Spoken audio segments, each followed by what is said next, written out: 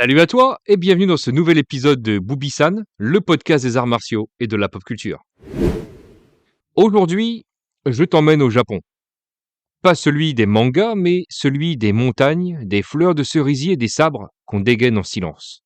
Alors comme à ton habitude, installe-toi confortablement car je vais te parler d'un film qui respire la dignité et le sens de l'honneur. Un film où un homme perdu retrouve son humanité au contact d'un peuple en train de disparaître. Un film qui parle du choc entre tradition et modernité, entre discipline et chaos. Mais surtout, un film qui parle de nous, de ce qu'on cherche à préserver quand le monde change trop vite. Tu l'auras sûrement deviné, aujourd'hui, je vais te parler du Dernier Samouraï. Le Dernier Samouraï, réalisé par Edward Zwick et sorti en 2003, se déroule vers 1877 lors des événements de la rébellion de Satsuma, quand le Japon abandonne son ancien système féodal pour entrer dans l'ère moderne. C'est une époque où les armes à feu remplacent les sabres et les uniformes remplacent les kimonos. C'est aussi une époque de transition, de tension et malheureusement de déchirure. Et au cœur de ce bouleversement, il y a une question universelle. Comment rester fidèle à soi-même dans un monde qui change? Alors si tu ne connais pas ce chef-d'œuvre du cinéma hollywoodien, voici un petit résumé de l'histoire. Le film met en scène Tom Cruise dans le rôle du capitaine Nathan Algren, traumatisé par les guerres qu'il a vécues, engagé pour entraîner l'armée japonaise moderne. Son personnage de fiction est inspiré en revanche d'une personne qui a bel et bien existé, un certain Jules Brunet. Alors je vais te faire un petit aparté historique. Qui était Jules Brunet? Eh bien, Jules Brunet, c'était un officier français né en 1838 à Belfort, mort en 1911 à Fontenay-sous-Bois, principalement connu pour avoir, en 1867, été envoyé au Japon pour former l'armée impériale, un peu comme le personnage de Tom Cruise dans le film. Mais lorsque la guerre civile éclate entre les forces impériales et les partisans du shogun, Brunet fait un choix inattendu. Il quitte l'armée française, renonce à sa carrière et prend les armes aux côtés des samouraïs. Son sens de l'honneur et sa fidélité à ses compagnons d'armes vont le rendre légendaire. Pendant la guerre de Boshin, qui se déroule de 1868 à 1869, il combat jusqu'à la chute de la République d'Ezo, une tentative éphémère de résistance samouraï sur l'île d'Hokkaido. Et même lorsque tout est perdu, Brunet reste jusqu'au bout fidèle à ses principes. Alors, Jules Brunet n'était pas le dernier samouraï. En revanche, philosophiquement, on peut dire qu'il incarnait l'esprit du samouraï, son sens du courage, de l'honneur, de la fidélité à ses compagnons, son refus de trahir ses convictions même au prix de tout perdre. À ce titre, on peut dire que oui, il a vécu comme un samouraï. Mais en revanche, le dernier samouraï historique fut très probablement un certain Saigo Takamori, qui est en fait le modèle du personnage de Katsumoto dans le film, qui s'est donné la mort selon le rituel de seppuku ou harakiri si tu préfères, après la défaite de la rébellion de Satsuma. Et tu vois, aujourd'hui encore, il est considéré au Japon comme un héros national. Sa tombe qui se trouve à Kagoshima est toujours fleurie. Et ironie du destin, quelques années plus tard, l'empereur Meiji l'a réhabilité à titre posthume. Le Japon a donc honoré celui qu'il avait combattu. Fin de la partie historique. Dans ce film, les samouraïs représentent la tradition, le respect du geste, la maîtrise du corps et de l'esprit. Le reste du pays, quant à lui, court vers la puissance et la modernité, et c'est là que le film devient intemporel. Il nous renvoie en fait à notre époque. Nous aussi, on vit dans un monde qui va trop vite, où tout doit être rentable, visible et immédiat. Mais l'esprit du guerrier, lui, il demande du temps, de la rigueur et du silence. Avant de plonger plus loin, il faut savoir que Le Dernier Samouraï n'est pas juste un film de sabre et d'honneur. C'était un pari risqué, un des plus gros budgets de son époque, et pourtant, c'est devenu un film culte, parce que derrière les batailles, il y avait une vraie quête de sens. Alors je vais te partager une anecdote très intéressante. Ce qu'il faut savoir, c'est que Le Dernier Samouraï n'était pas un petit projet.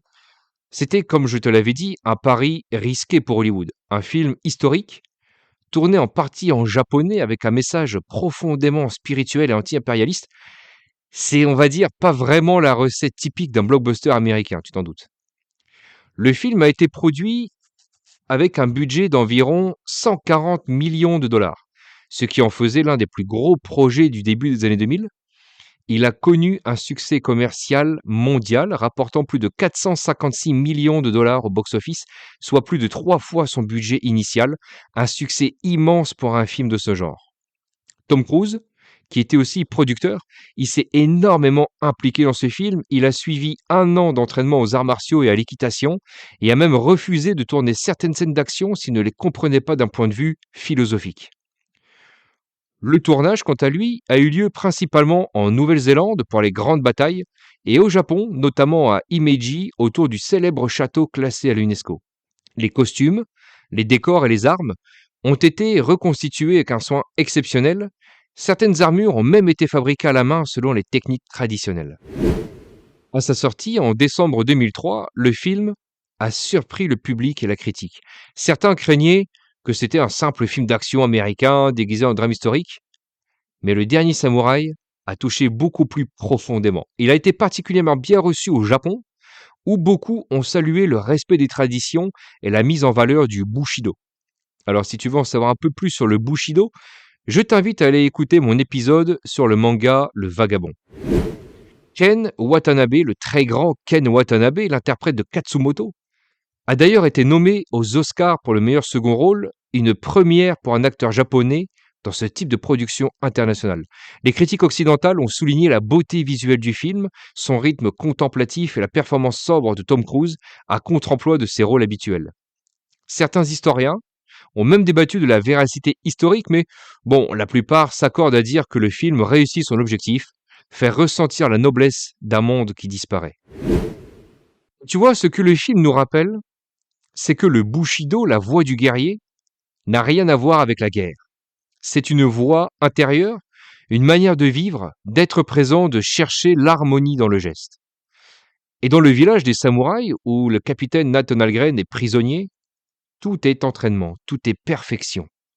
L'entraînement au combat, le thé, la marche, même le silence, chaque instant devient une opportunité d'affûter son esprit.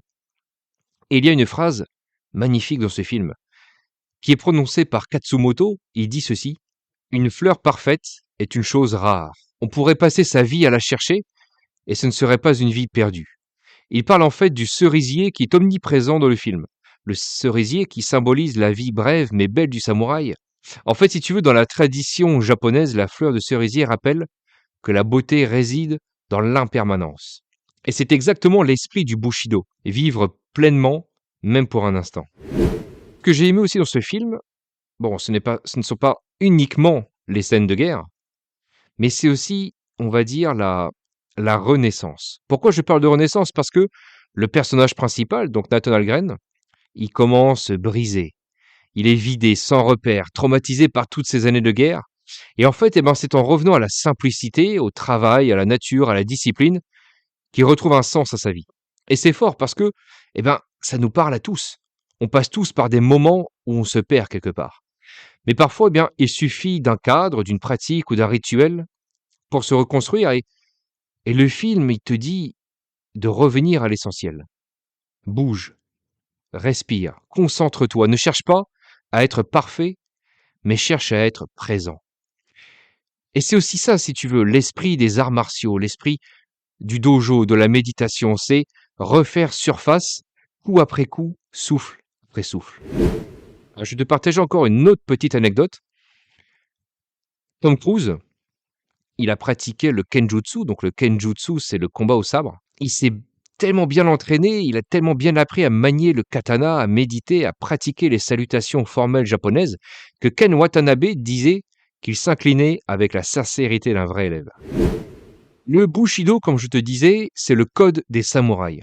Loyauté, courage, sincérité, respect, compassion, maîtrise de soi. Mais si on y pense bien, ces valeurs ne sont pas anciennes ni dépassées. Elles devraient même encore guider notre façon de vie, de travailler, d'enseigner et même d'aimer. Le film montre qu'on peut être moderne sans trahir son âme, Et ça, c'est un message fort. Parce qu'on peut très bien manier un smartphone le jour et méditer la nuit. On peut être ancré dans le présent tout en respectant le passé. C'est ça l'équilibre du sabre. Tranchant, mais juste. Le dernier samouraï nous laisse en fait avec plusieurs leçons. Alors je vais faire ça en 4 points. Premier point, le respect du moment. Si tu veux, tout peut être un entraînement, comme par exemple, je sais pas moi, laver la vaisselle par exemple, si tu le fais avec conscience. Le deuxième point, la noblesse dans la chute. Peu importe combien de fois tu tombes, ce qui compte, c'est comment tu te relèves. Troisième point, la discipline comme liberté. Plus tu maîtrises ton esprit, plus tu es libre.